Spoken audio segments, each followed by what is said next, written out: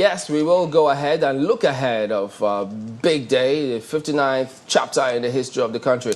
But yes, we also do have Senator Enyinnaya Abaribe, who is the Senate's minority leader. Thank you for coming on this morning. My pleasure. Well, the president is in New York. He gave that speech, so we might as well just start from there. How does that resonate with you, the president's speech? Well, let me just say that, well, I listened to the president's speech. I've also read, well, I say a few clips. I've also read a few things that he said. And I'm not really bothered about the president's take, which is that some people really want to scam Nigeria for the P&ID problem. What I'm really worried about is what processes were breached before a few individuals got a country to have liability for something of this nature. Usually, if you have to do a contract, there are procedures that you must follow.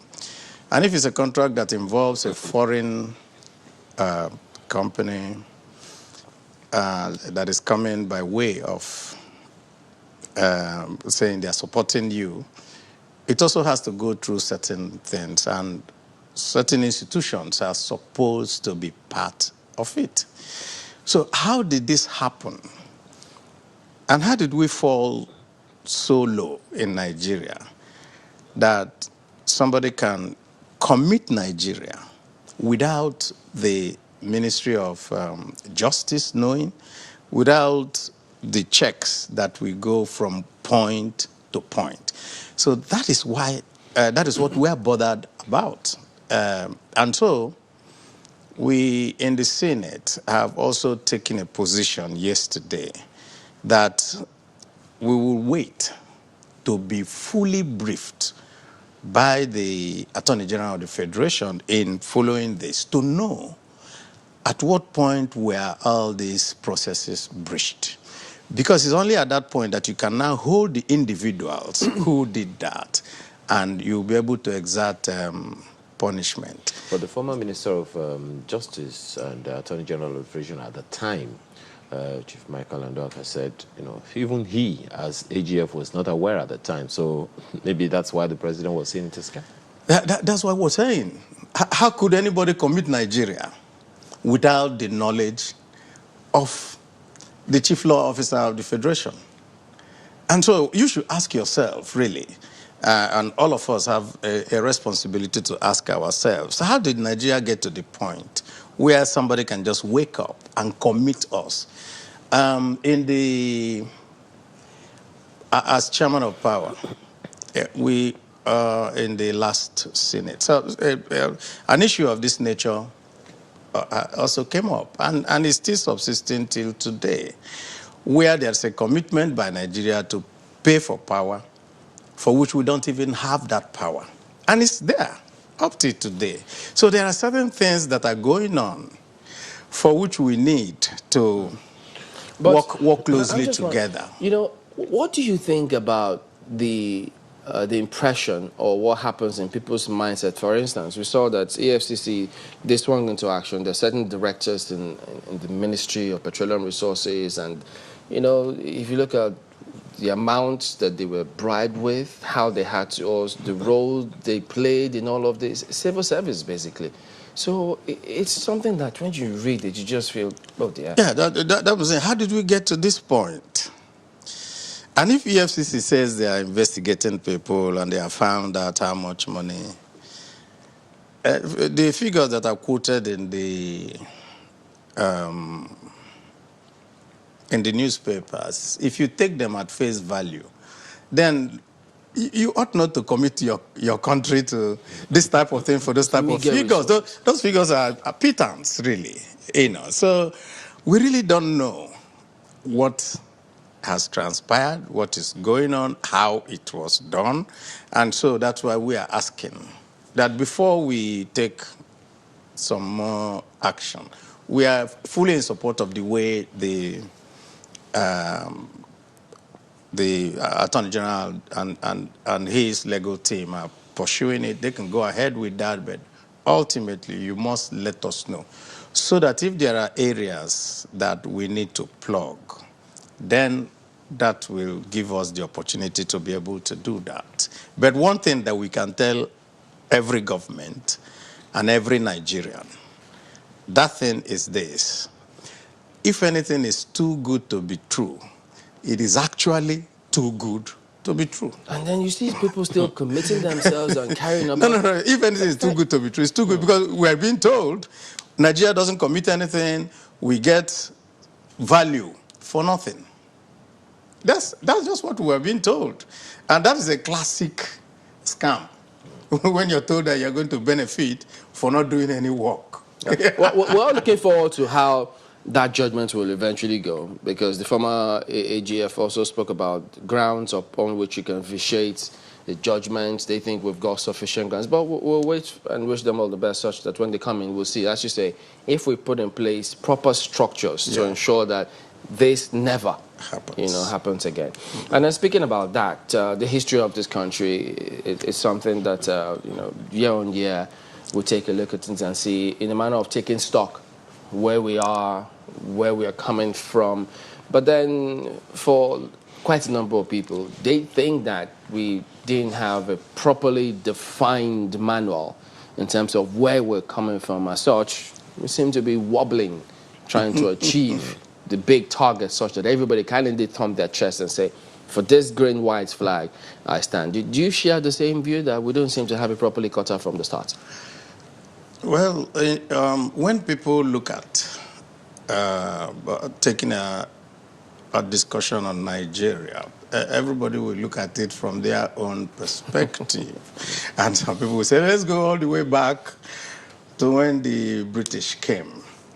Even some people say, no, let's go beyond when the British came, and so on and so forth. But the point really is that Nigeria is a nation that is not working, and everybody can appreciate that it's not working.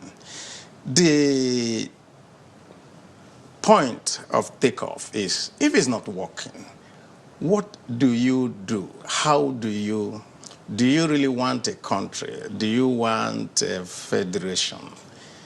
Do you want what we have today, which is a unitary government? Unitary? Yes, we have a unitary government that is... even though it's a federal system, according to our laws. That is covered by something called a federation, but we know that that is not true. Essentially, if you're a federation, that means that you're all contributing. But what we have is not a federation in which everybody is contributing. We have a federation in which a few people are contributing and the rest are a sharing federation where we just sit down there to share. And that's why you have talks about devolution of power, restructuring, and so on and so forth. And I can tell you this, to bring it very clear. Sometime in the, I think in the 7th Senate, either in the 7th Senate or in the 8th Senate, we had a debate on devolution of power in order to amend the Constitution. And while we were having that discussion, we also had a vote. And the vote for devolution of power failed. And it failed principally because some of our colleagues from certain sections of the country felt that they will lose if devolution of power goes on. And after that vote, I had a discussion with a former governor of one of the northern states. And I sat with him and I said to him, I really need to know why you're so much against devolution of power. Because it will also affect you positively. And he told me, he said, every month I have asked governor, we used to come to Abuja to get allocation of funds from the federal purse. If that is removed, my state will collapse because we cannot generate what will give us the funding to be able to run the state. And that gives you an idea of how the federation is run. I didn't blame him. What I blamed was the fact that we had, by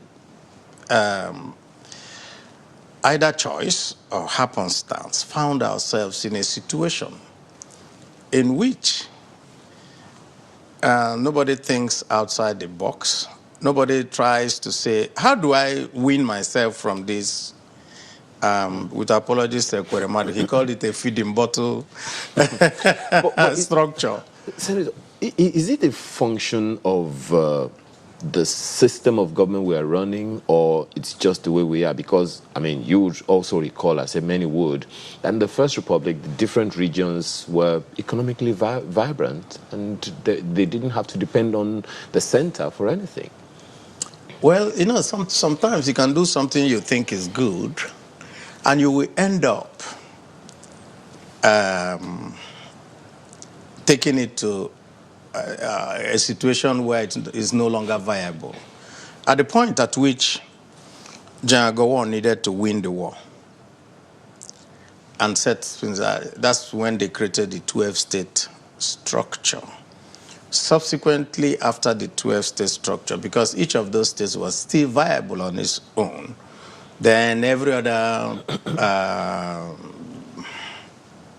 military regime that came tried to appease maybe constituents, elements within the country and all that, and continue dividing and creating entities. And now we find that entities are just not viable. And so each entity now has to wait to go cap in hand every month to be able to have sustenance to service the bloated structures. It's not that it can't work. It is that when you get used, and that's why we use the simile of feeding bottle. When you get used to just living off something, then you are no longer motivated, let's just say, to work for yourself. And we can see this very clearly. Niger State in Nigeria is bigger than the whole of almost Western Europe, Niger State. Yet, just a small part of Western Europe called Netherlands supply milk to the whole world, and you're able to survive. But Niger State cannot on its own survive. It has to come here every month. So you ask yourself, with all this landmass, with every other thing that is with you, why are you not focusing on your strength? You know, that the views of that former governor, it's important, because it's more like a window into the mindset. Because we also spoke to some top politicians, you know, off the camera, and they thought, the way the South or some part of the South have gone about this is part of the problem. Because they feel if you stay in the South and you have meetings in one or two states or two cities, and you don't approach the North, because in politics you know about lobbying, you don't approach them and explain some of this in such that they can see the reasons, automatically people will shut it down. Don't they have a point when they say that? Yeah, they do. I was just giving you the reasons why you will find that effort being made to change our way of life hits a brick wall. Another thing is this. It's also in the nature of people not to take the hard decisions. It's also in our nature to take the easy way out. And the easy way out is do nothing. Stay on what you have. Drum up support from your people, because anytime you try to catch somebody, say, oh, his people will come out, drum up support and all that, and then blame the other person for your inability to do the right thing. So Yeah. if anybody says that you don't have a comparative advantage in this country at a particular zone, you will not be correct. The different federating units, editor, in Nigeria, the states in particular, there is hardly any state in Nigeria that cannot, on its own, potentially stand well. I mean, economically vibrant. Many people have postulated that. In fact, I saw a report by a consulting firm that identifies and itemizes the mineral resources, mineral deposits, and agricultural capacity of every state in Nigeria.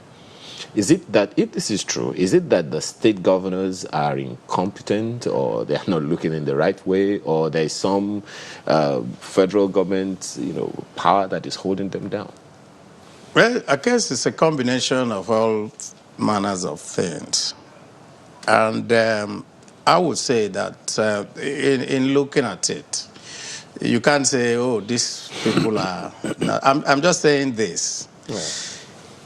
Taking the hard decision, it's always very difficult for people to do. So what they want to do is always to take the easy way out. What is the easy way out? You ask yourself. So we sell as much oil as possible, then we come out, and then we share, and then we just go. That is the easy way out. The hard way is for you to look at your place and ask yourself, what do we do within this this area that we find ourselves? How do we? You just mentioned the time we had different regions. Now, at a particular point, the Eastern region was the fastest growing economy, and it was based on one simple thing, on palm oil. Now, at that time that it was growing fast and it was on palm oil, the Malaysians came and they took our palm kernels and fruits and went back to Malaysia, and they have turned it into being the leading exporter. And we now have to, anybody who is an importer, a manufacturer here that needs to use palm oil as its base for production has to import it from outside. So you ask yourself, from one regional government, I think the governments there now are about 11 or so, they should have been more efficient. But rather, I guess the breaking up of all that has made them more inefficient. And that is part of the bane of our economy today. But Senator, if that's the view that they have, still on that perception that, well, if they don't get revenue from the center, the state will collapse. But there's also been several analyses and several reports that in years to come, oil will not be as viable as it is today. So why don't they see that? Well, I think that's a question I can answer. Because if political leaders it's a question in that position, anybody who is a head of an entity called a state will have to answer. You have to ask yourself, you have a maximum of 8 years. How do you impact on it to change the narrative in your state? And I continue to say, maybe our leadership recruitment mechanism is faulty, and therefore we end up always recruiting leaders. But they say politicians don't allow the younger ones to come on board, because at the time, too, the average age was really low, but now... There is nothing that says younger people are better leaders, because we can take a census of the state governors we have today. The younger ones are the ones that everybody has an issue with. No, but the country had younger leaders at the time. They were the ones who led the country. That is the point. We really find this very, very interesting. that our leaders at that time were very young. They were in their 30s. They were, very idealistic and all that. So what is it that has happened to our leaders of today? Must be something. So All right. before we go to Just a minute. We have 4 minutes. Hold on. You'll be here. You have it here. But Kaide, go ahead and put your questions in.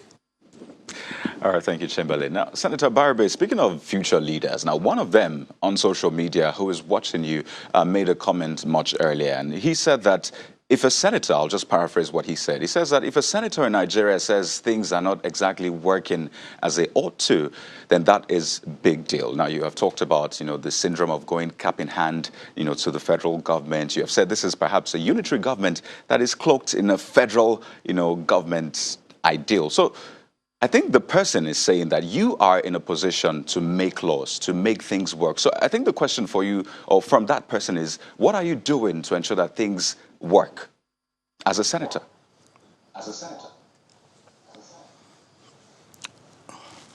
Yeah, my duty as a senator is that we make laws.